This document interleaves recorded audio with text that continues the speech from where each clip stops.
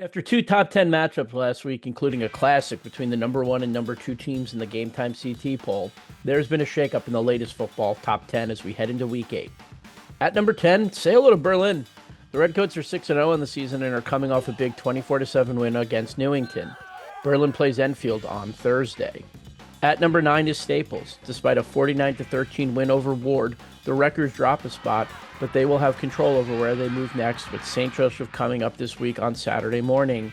At number 8 is St. Joseph. The Hogs defense continued their amazing season, slowing Darien down last weekend in the top 10 matchup. St. Joseph has another top 10 game on its schedule with Staples on Saturday morning. At number 7 is Hand. The Tigers made easy work of Shelton in a 48-7 win. Hand finally has its bye before playing Fairfield Prep in 2 weeks. At number 6 is Wilton. The Warriors posted a 35-0 shutout against Stanford and will have Ward on Saturday afternoon. At number 5 is Windsor. The Warriors continue to rip through the CCC with a 61-0 win over Conard and will play Simsbury on Friday. Windsor is averaging 43 points a game.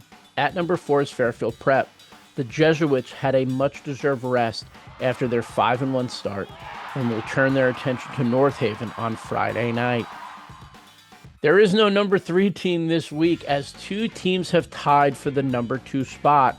First is Killingly.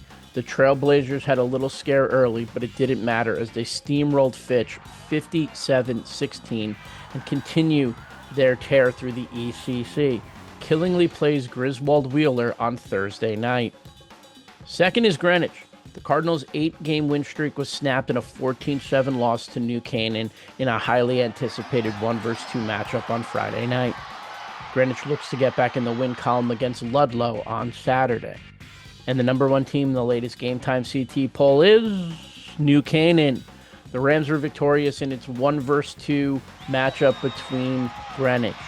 The defense balled out and the offense cashed in timely touchdowns in their 14-7 win. The 6-0 Rams play Stanford on Saturday.